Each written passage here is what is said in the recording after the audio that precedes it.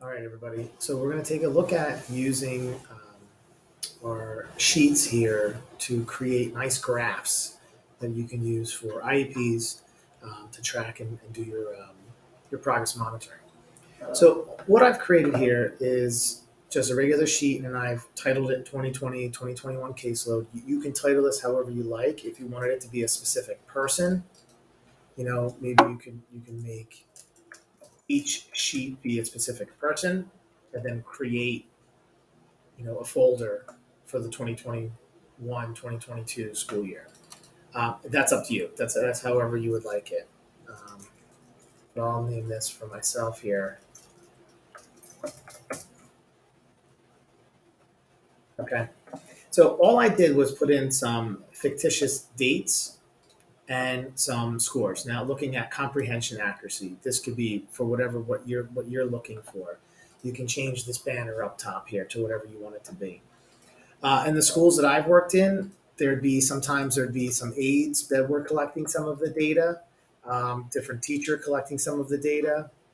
Maybe it was a classroom. If you need to know, or if you'd like to know who is collecting the data that day, you could put a column here for teacher. You don't have to. Okay, that's totally up to you. You could create a column here for notes if you really wanted to, or just any kind of observations that you had while you were reading with the student. That might just be anecdotal notes for yourself for when you're holding the IEP meeting. You can say, just came back from a long weekend, or this was the first cold read that he's had since after winter break. If that's important to you, then you have a spot. You can put it in there and you have the data there. But the meat and bones of this really is how do we create a graph, all right? So what we're going to do is I'm going to left click in A2, and I'm going to, while I'm holding left click the whole time, I'm going to drag over to B2, and then I'm going to drag all the way down to A15 and B15. I'm capturing that data, all right? So I'm going to hold down left click, bring it over, and then bring it down.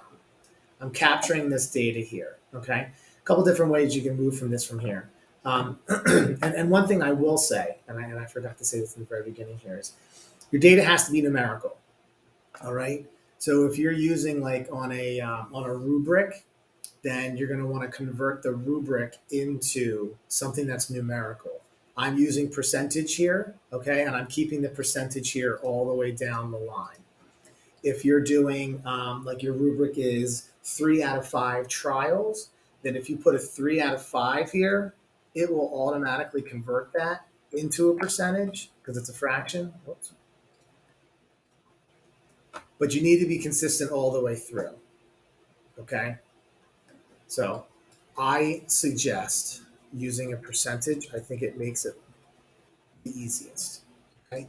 All right, so let's capture that again. We'll capture the data. All right, a couple different ways you could do this. You could right click to create graph. Okay, you could also go to insert, and we're going to go to chart. About halfway down, we're going to chart here. All right. So once I hit that chart, it just pops itself up.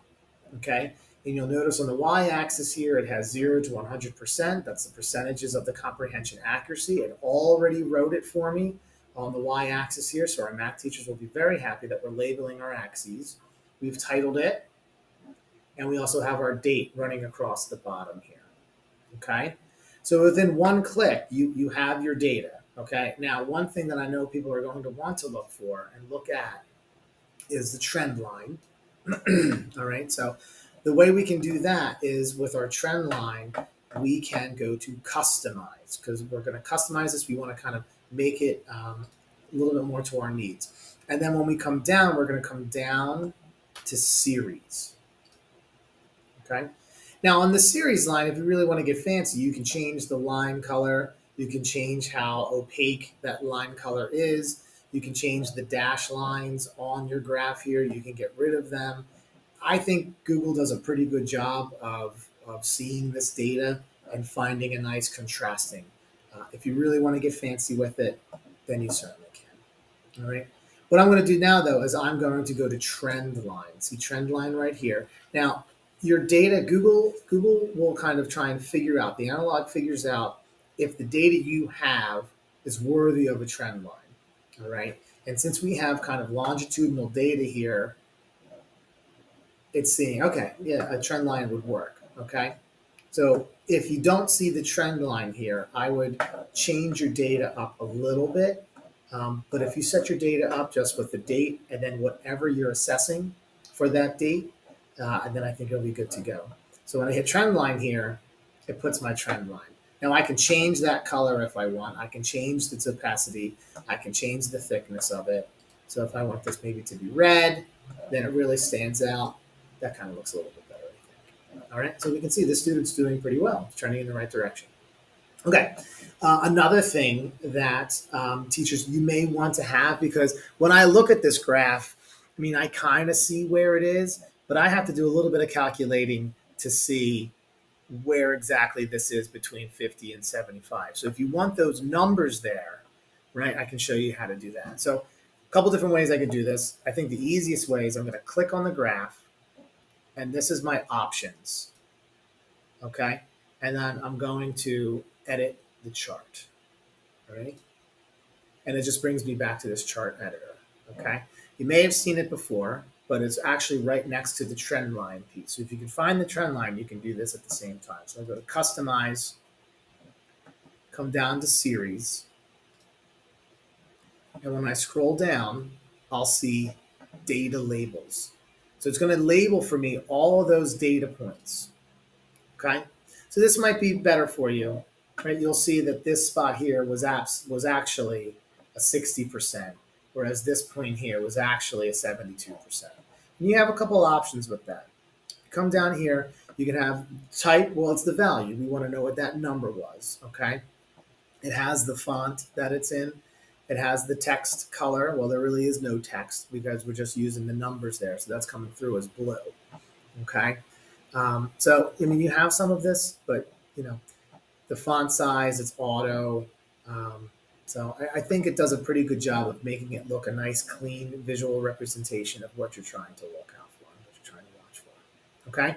Now, from here, you have this. You have this ready to go.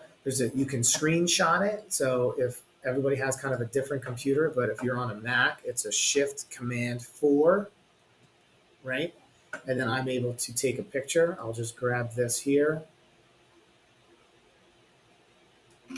And I've taken a picture. Now it's going to live on my background of my computer here.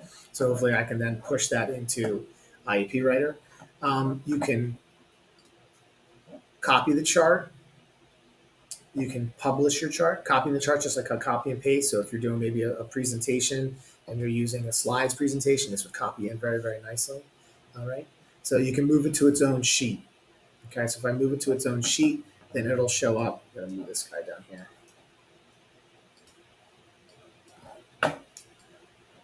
Oh, it's on there. You know, you have your extra sheets that live on the bottom down here. I can't do it because I have my tool. Actually, I can click this in. So I can move it to a new sheet here. So if I had another student, I could be putting her data here. I could have just for sheets, where I could have all of my graphs on one side. I'm not exactly sure why you'd want to do that, but you can. You can move it to its own sheet if you really wanted to. Okay, so that's kind of the nuts and bolts of creating your graph here for data collection. If you have any troubles, let me know, and I'd be more than happy to help you out. See ya.